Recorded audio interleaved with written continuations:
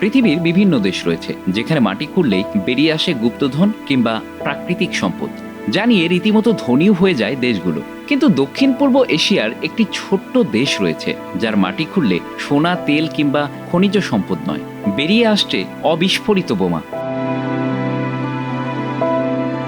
বলছিলাম ছোট্ট দেশ লাওসের কথা। গত 50 বছর ধরে এভাবেই অবিস্ফোরিত বোমা খুঁজে বের করছে দেশটি। কোনো ধরনের যুদ্ধে না জড়িয়েও দেশটি পৃথিবীর ইতিহাসে সবচেয়ে বেশি বোমা হামলার শিকার হয়েছে, যার ক্ষত এখনো বয়ে বেড়াচ্ছে দেশটির জনগণ। 1964 থেকে 1973 সাল ভিয়েতনাম যুদ্ধের সময় মার্কিন যুক্তরাষ্ট্র লাওসের আকাশে ফেলেছিলেন প্রায় 2 মিলিয়ন টন বোমা। প্রতি 8 মিনিটে একটি করে বোমা ফেলা হয়েছিল, দিনের 24 ঘন্টা ধরে। কিন্তু কেন এই বিশাল ধ্বংসযজ্ঞ? এর কারণ ছিল হো চি মিন ট্রেইল।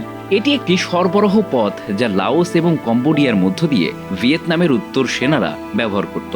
মার্কিন যুক্তরাষ্ট্র চেয়েছিল এই রুট বন্ধ করতে। একই সঙ্গে তারা লাওসের কমিউনিস্ট বিদ্রোহী গোষ্ঠী পাথেট লাও দমন করতে চেয়েছিল। এই বোমাবর্ষণের সরাসরি প্রভাব ছিল লাওসের মানুষের উপর। লক্ষ লক্ষ মানুষ তাদের বাড়ি হারিয়েছিল, প্রায় 50,000 মানুষ মারা গিয়েছিল এবং এর চেয়েও বেশি আহত হয়েছিল। বিশেষ করে শিশু এবং বৃদ্ধরা ছিল সবচেয়ে বেশি ঝুঁকিতে। অনেক গ্রাম সম্পূর্ণ ধ্বংস হয়ে গিয়েছিল, খাবার ও পানির সংকট দেখা দিয়েছিল, আশ্রয়হীন মানুষদের মানবিক সংকটের মুখোমুখি হতে হয়েছিল। ওসব বোমা হামলায় পঙ্গুদের অনেকেই এখনো মানবেতর জীবনযাপন করছে।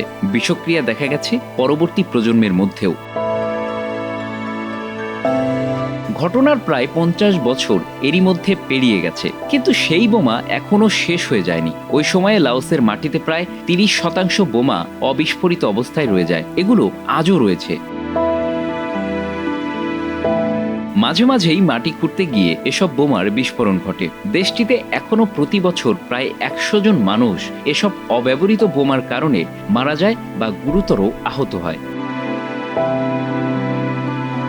এই বোমাগুলো লাওসের কৃষিজমি ব্যবহার অনুপযোগী করে তুলেছে। কৃষি লাওসের প্রধান জীবিকা, তাই এর প্রভাব দেশটির অর্থনীতিতে মারাত্মক। জমি পরিষ্কার করার জন্য প্রচুর অর্থ ব্যয় করতে হচ্ছে। সর্বশেষ তথ্য অনুযায়ী লাওসের প্রায় 1/3 জমি এখনো বিস্ফোরক দ্বারা দূষিত। লাওসের মানুষ তাদের এই ক্ষত মেরামতের চেষ্টা চালিয়ে যাচ্ছে। আন্তর্জাতিক সংস্থা এবং স্থানীয় উদ্যোগে অব্যবহৃত বোমা নিষ্ক্রিয় করার কাজ চলছে। 2013 থেকে 2023 সালের মধ্যে প্রায় 5 লাখ অবিস্ফোরিত বোমা উদ্ধার করা হয়েছে। প্রতিদিনই দেশটির কোথাও না কোথাও থেকে এই ধরনের বিস্ফোরক পাওয়া যাচ্ছে। এই অবিস্ফোরিত বোমার কারণে কৃষকরা প্রায়শ দুর্ঘটনার শিকার হচ্ছেন।